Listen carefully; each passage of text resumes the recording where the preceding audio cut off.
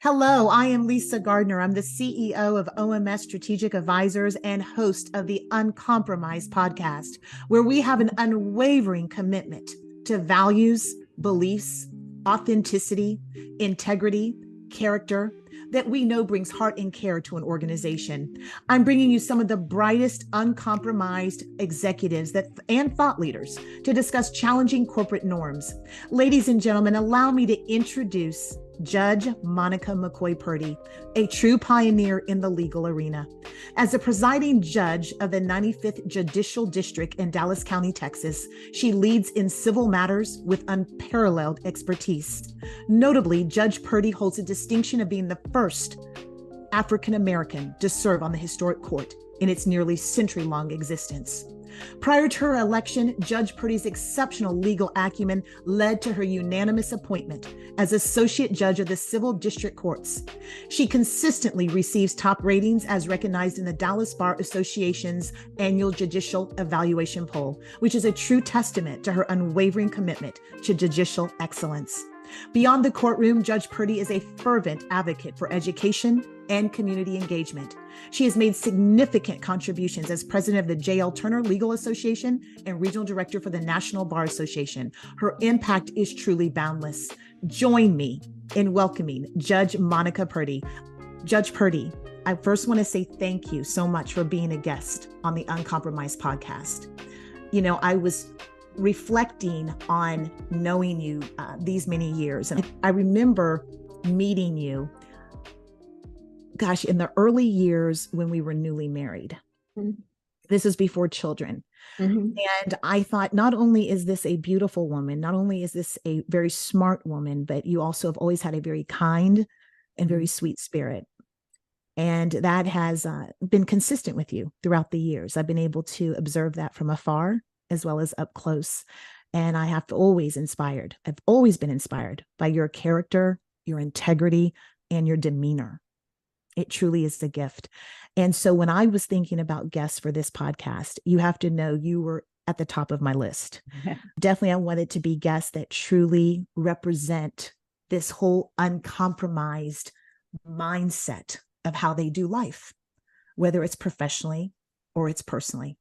So what I want to do, and you can help lead me here, I want to go into the first question that I believe that would be a true blessing for everyone to hear you answer. And that is, where did you grow up? How did the environment of your upbringing, which includes, parents, siblings, family, how did that contribute to you making the hard choice not to compromise, to be the person that we know you to be?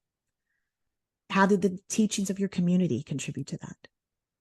Oh, wow. Well, first, let me begin by saying thank you for having me. Thank you for that very sweet introduction. Anytime you're introduced, you kind of sit back like, are they really talking about me? But you are talking about me. And I love the name Uncompromised. And, when we talked a little bit about what you were trying to do here, I absolutely wanted to be a part of it. I was intrigued. I grew up in Tampa, Florida, grew up sort of in a working class family, grew up in a middle class neighborhood, even though my parents were working class individuals. My mother was a hospital administrator, and my father was a residential real estate broker. But many of the neighbors in our neighborhood were African American teachers, lawyers, doctors, things of that nature. And as it would be, my dad, as a residential real estate broker, he actually began to integrate a neighborhood by selling residential homes to more Black people moving into this particular neighborhood in Tampa, Florida. And it was during the early 1970s. And during that particular time, of course, when one Black family would move in, the next day, the neighbors that were white, their for sale sign would go up. And so what you had seen a lot, the white flight, they sort of left the neighborhoods and more Black people moved in. So obviously, I think the question was, what type of influence did my neighborhood growing up sort of have on me? as to where I'm at today. And as I mentioned, some of my examples were people that owned their own business, people that were either doctors, Black doctors at that time, the first in their rights back in the not the first in their rights, but obviously those that had to deal with issues of race, if they were going to be a chief of staff at a particular majority hospital. There were lawyers in our particular neighborhood. The gentleman that published actually the Black newspaper lived in our neighborhood. These were people that I knew. People that had been in their homes, and people obviously that were a good example of what excellence looked like. People that were thriving, people that had a mother and father in their home, and people that really probably all agreed on one thing, and that was with education.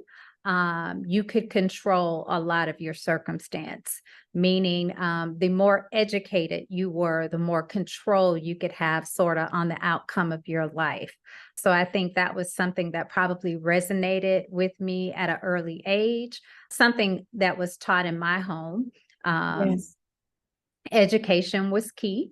Education was a way to sort of make sure that you could stay away from poverty. Education was a way to sort of elevate yourself. And education was a way to sort of achieve success, whatever success might look for you. So that was always sort of laid, the groundwork that was laid for me. My parents both went to college. They both graduated from college. They did not go on to graduate school after that. But of course, the presumption was we went to college and now you have to go even further than we did. That's right. So I knew from a very young age, probably around 5th or 6th grade, that I wanted to be a lawyer because I had a godfather that grew up 2 doors down from me that was a lawyer. And I just saw the way that the community responded to him. I saw when there was an issue in the community or in the town, typically there was a meeting at his home about it. What can we do? How can we organize? And I just wanted to be that particular go-to person for my community. And I learned very early on, I don't think I probably had a great understanding of what a lawyer did as a young child, but I was able to at least grasp that they speak for people that can't speak for themselves. Yes. So I knew that. But yeah, that's a little bit about my upbringing. I grew up in Tampa, Florida, and had a lot of great examples of neighbors and family friends that always wanted children to achieve. That's great. You know what that shows me, and it really comes out in you, Monica, that you come from a very strong foundation. It's a strong foundation of community. It's a strong foundation of caring. It's a strong foundation of understanding what you could achieve because you saw others that did it and looked like you, and including your parents. And I think that's funny. My parents had the same thing. They said, "Oh, you've got to go further than what we've done. You have to." Yeah, you can't stop where we stopped. I expect you, which we've also challenged our own children to do so. I'm sure that you have as well. So, this leads to my next question. It's a good segue in saying, what do you believe has been the most challenging professionally in keeping true to who Monica, Judge Purdy, is as it relates to not compromising? And then I want to switch that and ask that same question from a personal level as well. And just let's see, a challenge. We're 2 women here on this particular podcast. Yes. I think a challenge for most women is, how can you sort of have it all? Yes. And stay true to who it is you wish to be or who it is you evolve to become. Because I think you might have an idea of what you want to be, but then you find a piece that this is me. One of the consistent things that I hear about myself is that I am authentic. It's very difficult for me to be anything other than what I present. I, have heard that as a plus, and I've heard it as a minus. Sometimes I can be maybe direct and honest, but I always appreciated maybe those friends that could have a hard conversation with me. That's right. So That's right. I don't tend to necessarily bite my tongue, but I also don't have ill will or malice when I need to speak up for myself or say something. So I offer it in the spirit that I think I give it. But a big challenge is just trying to balance having it all, having a family, making sure that you present an example for your children. Something that is very big for me, and I think it was big even before I got into this profession. And I think it just came from the foundation that was laid to me. Integrity. Integrity is something that should not be compromised. And if you are in a position where they want you to compromise integrity, I know for me, that's not the position for me. For me, that's right. And luckily, I haven't been in a professional situation where anyone has asked me to compromise my integrity.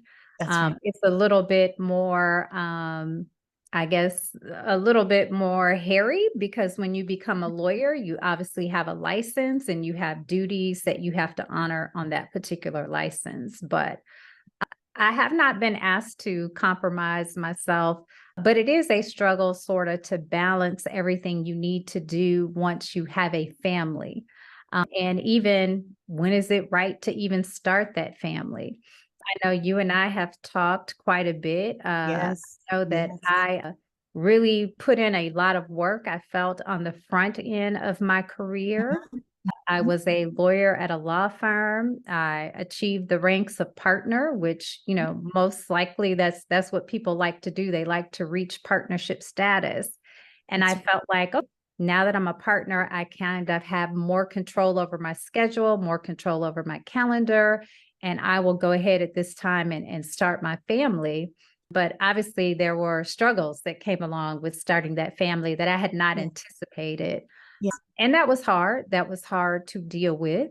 And, you know, now looking back at it, you know, I don't recall it as I recalled it back then, but it was very challenging to know that I sort of put all this hard work in, and now it's time to do this. And why isn't it happening when it should happen for me? Absolutely. Or when I thought it should happen for me. But now that I am on the other side of 50, I can tell you what I have learned is it happens when God says it is time for it to happen. Absolutely. So your timing is not always his timing. I mean, that's right. And so that is something that you have to contend with. But professionally, I would say that, you know, I was at a law firm for a long time. I liked a law firm that I was with, and I had to I struggled with it when it was time for me to go, when it was time for me to venture out and do additional things. So I think a struggle, and maybe for many of your listeners that might benefit from this, is they have an ideal maybe as to how their career should pan out. And you might come across an instance where, you know, it's pushing you to do something different. And so I think probably what I struggled with the most was leaving something that was really safe for me, going out into the unknown. And so that was hard, but like anything, God replaced what I left tenfold with what I thought I lost. That's right. And so I could not see that at that time, but it was really a faith walk for me to step away from a law firm that had done well by me. I had a good trajectory there to say, hey, I'm changing course. I want to do something else. And then that something else was, I've always said I wanted to become a judge. How am I going to get there now? I've stepped away. It's not like I stepped away to go to another job.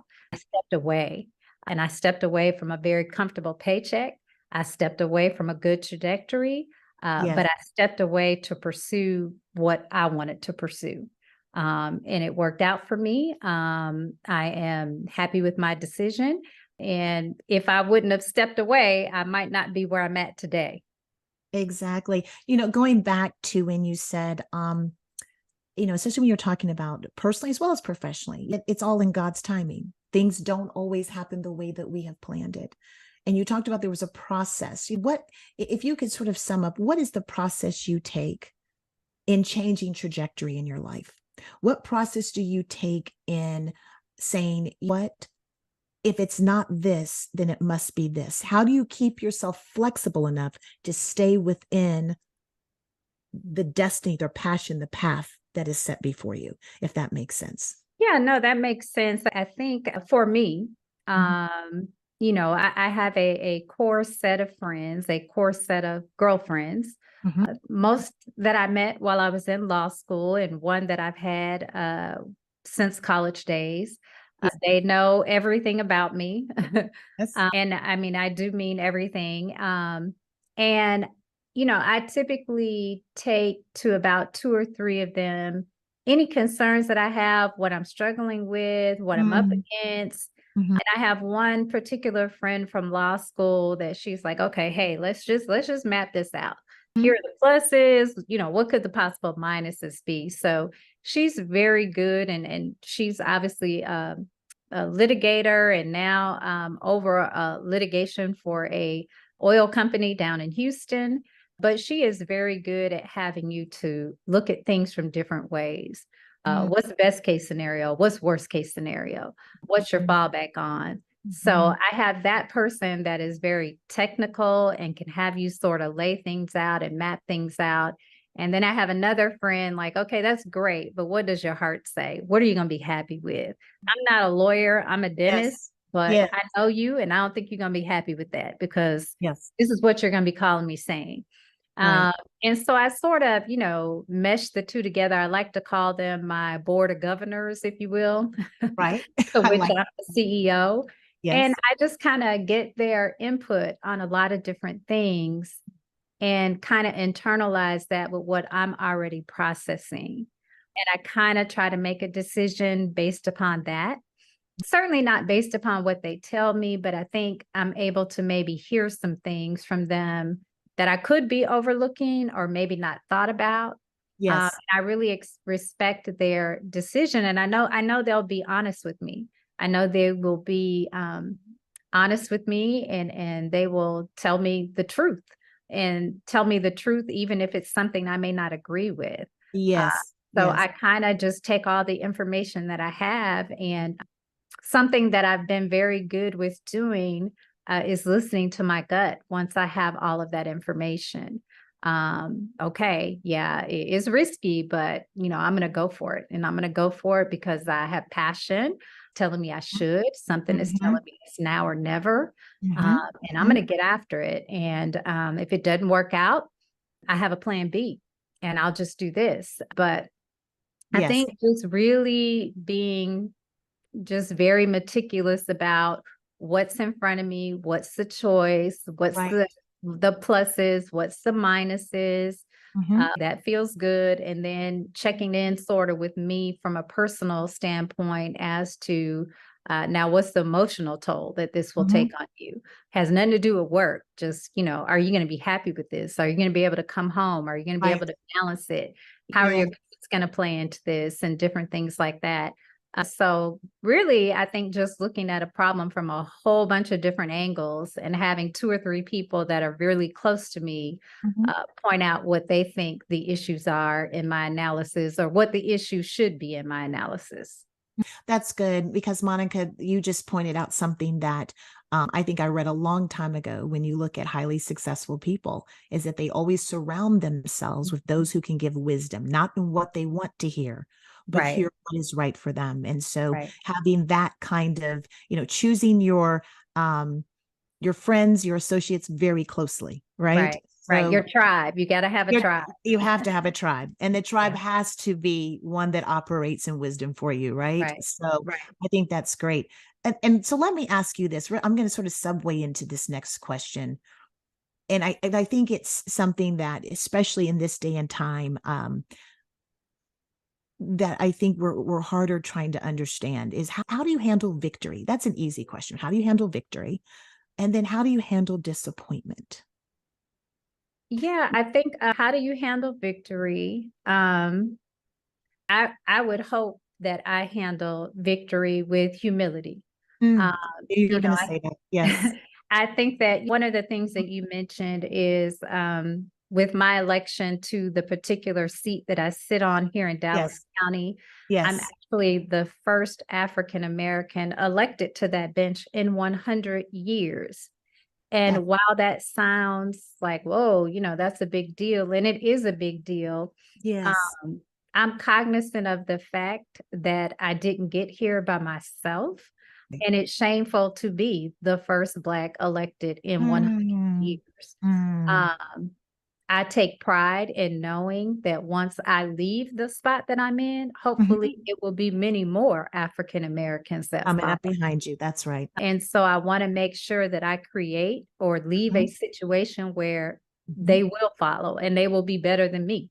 Mhm. Uh, Mhm. so I think I take victory with humility, Mhm. understanding that it is a group effort. It is not something that Monica has done on her own.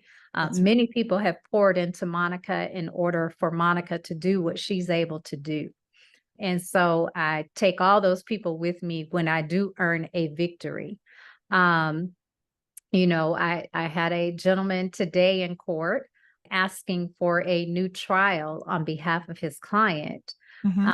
And one of the things, there was a very long trial that we've already had, and a jury has spoken on this particular issue, but uh, he seemed concerned that, Judge, I know you might not want to do this again because it was such a long trial, and I Mhm. can try to shorten it for you, Mhm. if I'm Mhm. successful on my motion for new trial. Mhm. And I had not ruled as of that particular time, but I mentioned you don't have to shorten anything on behalf of your client. When I was elected to this bench, I'm elected to make sure that everyone that appears before it Mm. gets justice. That's right. Whether that takes a day, whether or not it takes 3 months, that is what I've been elected to do my job. And I will do that job on Mhm. behalf of anybody who comes through this courtroom. That's So I think I take victory with humility. mhm. And in terms of defeat, I can tell you that I can just remember maybe from being a child, and I can't remember maybe what I lost. Maybe it was a student election or something like that. But Yes. my mother pretty much was of the opinion, I will allow you to sulk and feel sorry for yourself for one night.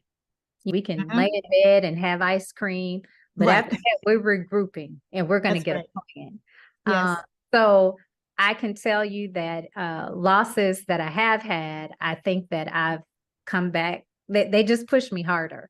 Once I get over Mm. that initial gut That's check, right. That's I think that they just push me harder the next time that I'm coming back because I don't like to lose. So I'll be back. I'll be back. And I think you and I discussed along, we were discussing about, just some of our personal lives, adversity in our personal lives. But I think you and I discussed that the greatest learning is through our failures. Correct. And, when I think back even through my lifetime, how I handled the failure actually took me to a higher level of learning than actually the victory. And I think that you were saying something of that nature as well when we were having coffee just about a Right. month ago. So, and any other comments that you want to add to that, that would be great as well. No, I think everybody has, you should take an opportunity and assess whatever failures you deem as a failure. You really should take the time to check Mhm. off your list what actually was a Mhm. failure. What I have learned is everything is a learning opportunity. It's a Yes. learning opportunity. And so and it's meant to teach you something. So Yes. take the lesson, Yes. but you don't have to take the loss, but take the lesson. That's right. There's a lesson in it. And you get to decide what you're going to do with that lesson. That's Um, so any loss that I have had, I think I've taken the time to kind of determine what is this trying to teach me? What have I learned as a result of the loss? And how yes. am I going to overcome that the next time around? So what seems like a loss sometimes really isn't a loss. It's more so a lesson. That's good. That's good. Mhm. Very important. Because, one thing I want to discuss is, what is the greatest lesson that you've learned through adversity? And the greatest lesson has been knowing just what you just said. That is a great lesson to learn through adversity. Right. Right. Absolutely. Absolutely. So very good. Let me switch gears again. This is a huge topic, as you know, going through our country right now. But Mhm. let me ask you this. How do you explain diversity, equity, and inclusion to those who are trying to understand the importance of it within our professional, social platforms, communities, and organizations? Yeah, obviously it's a big issue right now. And I think the bigger issue is it's frustrating for those that don't get it, don't understand it, and to attempt to explain it to them. Obviously, in the legal profession, it is a field of white males. And so, if I have sort of someone that I feel like, okay, they're really trying to understand, they're really trying to be an ally, but they just don't get it. Um, I try to come to them with a scenario that I think they can grasp or that they can understand, or maybe they hadn't thought about. Very And good. so, for instance, something that comes to mind, obviously, race is a hard issue to talk about with people outside of your race, and even, to a certain degree, difficult to talk about with some within the Within race. the race, yes. But, for instance, with college admissions and the issue that has just come up with not being able to use race as Mhm, any basis for college admission, mhm. um, you know, legacy admissions basically Yes. result in the same type of end product. So, how is legacy being used in terms of admission any different from using race as a basis for admission? Mm. And trying to allow someone to understand, oh, yeah, well, I never thought of that particular way. Or, one of the interesting things that I think happened was during sort of the Supreme Court argument. I Mhm. believe one of the justices asked, how long do we continue to sort of offer these types of admissions until everybody's on some type of equal footing? And, Mhm. my instant thought was, well, how long has slavery been? 400 and however many years. Um, I would suggest at least that long at a minimum, because at the end of the Right. day, I guess I just would try to explain it to someone as it's just not a level playing field. And until we Yeah. have a level playing field, you're going to continue to have polarization, people not appreciating differences, and it will just continue to be that way until we can understand that it just needs to be that. And that's all we're asking. We're not asking for a handout. We're asking for a level playing Mhm. field. Absolutely. Absolutely. Great answer. And it often makes me wonder, and I want you to answer this question too, what do you believe are the challenges facing women of color professionally, and how should they respond without compromising? I mean, I think we all know if you are a woman of color, and Mhm. I don't think this has changed. I don't think this has changed maybe for the younger generation or for my generation. No. You have to be better than a white woman candidate, a white male candidate, or even a black male candidate. You cannot afford any mistakes. You Mhm. have to be better. You have to be better on paper. You have to interview better. Mhm. Um, and that's just how it is.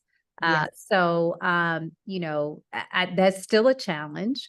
I don't Absolutely. know that we are going to win the challenge of turning back the clock. That's always been with us, and it will continue to be with us. But you have to be over prepared, over qualified, and do what it takes in order to get that particular job or task done. So I don't know how we overcome that. Mhm. We don't have the option that Mhm. when we are interviewing for a job or we're in corporate America, that certain things are going to be presumed. Mhm. It's sort Mhm. of like you have to prove yourself. And once you have proven yourself, then maybe you won't get a lot of questions asked of you. Mhm. Mhm. When I was elected to the bench, and most new judges go through that, the lawyers that are appearing before you that don't know you as well, they want to see what they can push, what they can do, Mhm. and how you'll Mhm. respond to that. Mhm. But I Mhm. think that one of the things that I've always sort of knew or championed, or that was placed in me, was no one can take away competency. And so if you are competent in your craft or field and Mhm. you make yourself valuable, they must deal with you. Yes. They must include you. Yes. So, and I don't care what color you are, Mhm. what Mhm. gender you are. Right. Uh, Absolutely. if you have the competency and you have that skill set that they're looking for and you offer value, You must be invited to the table. you're going to be Absolutely. invited. You're going Absolutely. to be But invited. it goes back to when I asked you about your family and you told me how you were raised with the importance of, I mean, not only your faith is important, but also God wanting to expand you on your education and how education was very much stressed in your it's the same ideal. That was training way back when to Right. understand that competency cannot be denied. It cannot. So, So, yes. I often tell people, I think maybe some of the younger generations, this person on LinkedIn, can you get me a Mhm. job? And I'm like, hey, it doesn't work like that. Like, yeah, I could Yeah. probably call someone for you, but let Right. me suggest you Yes. will not be there long if you can't Yes. perform.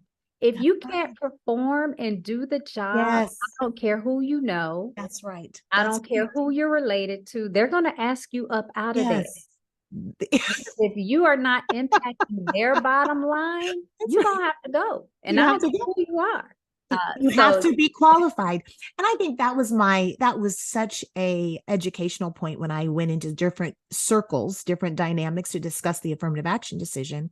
In fact, it was never about whether we were qualified or not. The competency of African Americans was it was finding it was the resource, it was the open opportunity to be able right, to take part of an education of that level. And so that even goes in within the workforce as well. correct. And that's what you're getting back to. Competency cannot be denied. It That cannot. has to be the sole focus. Yep, I would agree. So, Monica, let's go into another question here, and I just want to make sure I understand clearly. How has the affirmative action decision affected the institution of law? Or has it affected it? How has it affected that future law student or those lawyers that are within the industry currently? What are you seeing as far as organizational changes that are being made? Are you seeing anything? What are you seeing from your perspective? Well, I don't know that I'm seeing necessarily any particular organizational changes. I'm obviously at a courthouse, a state courthouse, or a trial court. We're Mhm. elected by voters. So I don't know that we're seeing it in our particular area where we That's are. right. With That's true. respect to law students, my view on that is a little bit different. I attended Thurgood Marshall School of Law at Texas Southern University in Houston, Texas, which is an HBCU. So, Mm-hmm. the majority of the students there are minorities. So that was an intentional choice on my part, not because I knew this DEI decision was coming down. I just chose to be in an environment where I was being educated from people that look like me, people that understood my experience, Mm-hmm. and people that could prepare me to enter a environment that wasn't going to look like me, and sort of just basically re-urge sort of those lessons that I had learned early on, that you definitely have to be better from the next person standing there. So I think for law students, we all know that, the number of white lawyers outnumber African American lawyers. That's Yes. the way of the world. Whether or not this particular decision will make those numbers dwindle even more, I'm not sure. Yes. One of the things here in Texas, I don't know that Texas, because we do have such great state schools here in Texas. I don't Mhm. know that our institutions here, our colleges and law schools, um, I don't know if they're so interested in attracting people from out of state. Obviously, if you are Yes. coming to law school and you are going to make a huge investment in your law school career, because of the politics in Texas right now, you might not want to come to Texas. But I don't know that Mhm. Texas sees that as such an issue because its applications are just, they get hundreds of applications from people that live inside of Texas. But Mhm. I just happen to think from a personal standpoint, it's never good to have everybody that thinks the same, is educated the same, and that looks the same. You learn when there's a different perspective sitting at that table, and you learn when Mhm. people enter your state from outside of the state. So Yes. I don't know, what those numbers look like and if law school admissions have necessarily gone down. I do know that there are still some law schools out there that intend to make sure that they have a diverse body of students. And I've Mhm. read a lot of articles about how they intend to achieve that in light of the decision that's out Mhm. there. But Mhm. the Mhm. majority law schools here in Texas, African Americans don't make up a great number of those. That has been the case. And I would assume it's going to stay the case, especially in light of the decision that was made recently on affirmative action. Yes, very, very good. Great answer, I think, to our listeners. And as they look at just the future of law, it's Mhm. absolutely. So thank you. And here's the last question, and then we're going to wrap it up. Okay. What brings your heart joy over the span of your career? And what may bring your heart maybe just a little bit of sadness over the span of your career? I've gone Um, to one emotion to the other, just to just so our listeners know that in spite of a fantastic career, there are moments like you expressed earlier, there was adversity. mhm. There's moments of sadness. We talk a lot about mental health and that kind of thing. Not saying that is something that you've gone through, but a lot of our listeners in the younger generation, some are very challenged, very talented um, young people are challenged with sometimes those kinds of things. Right, And I think for me, I want them to know that every emotion is okay and it has nothing to do with where you're going. You're going to right, continue to push forward. You will continue to be successful. right. So I'm asking that question in that vein. If there is something you can think of sharing with our listeners. Yeah, I think that I guess I'll start with the latter question first. Something that makes me sad is sort of, knowing that suicide is so high amongst our young adults, to know that they struggle with mental health. I think social media plays a lot into that realm. Mm-hmm. And, just the type of pressure that they had on them that I don't think necessarily you and I had, basically when we were growing up or coming along. That's Um, right. so, but what makes me happy is to know that these topics are not taboo anymore, that people Mm-hmm. are being more open and transparent about their struggles and Yes. how they can get help and how there is help you along the way. So I'm glad to see that mostly all of our schools are integrating mental health and wellness. I am glad to see that we have more students. You know, I have a daughter that's in college, and of course, some of my friends, their kids are off in college, and so Mm-hmm. many people are saying, "Hey, my child is going to take a break. They're going to take a gap year this year," and I'm like, Yes. "Oh, really? Like, what's going on?" And they're like, "They said they needed a break." So I'm glad to see people really self-advocating for Mm-hmm. themselves. Mm-hmm. And I am happy to know that we, as parents, are in a position where we can allow them to take a gap year. Yes. Um, you know, Yes. something that I will say is, obviously as a person of color, I'm like, what's a gap year? I didn't have that as an option.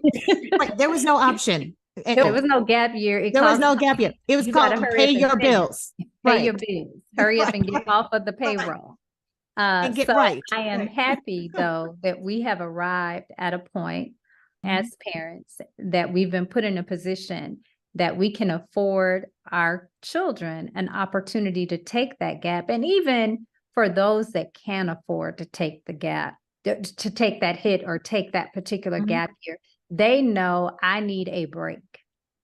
And I need a break. And I'm going to figure out how to get myself this break because it's important for my whole self to be whole. That's right. And so I am happy to know that we're paying more attention to that and that people are doing what they need to do for self in order to be better. Absolutely. Well, I just want to say thank you for being a guest on this podcast. I want you to know that this is going out to an audience that truly you would be very proud of, millennials, Gen Xers that truly are the next and up and coming judges and lawyers and business people and doctors. And so thank you for giving your time to them to share. Thank you for having me. And I look forward to meeting so many of these young people that are coming behind because I know they're going to do it even bigger or better than I could ever have imagined. Absolutely. And we are trying to plan something. After so many episodes, we will be getting them into a room and asking folks like yourself to be on a panel and let them answer questions and meet you up close and personal. So thank you, Monica.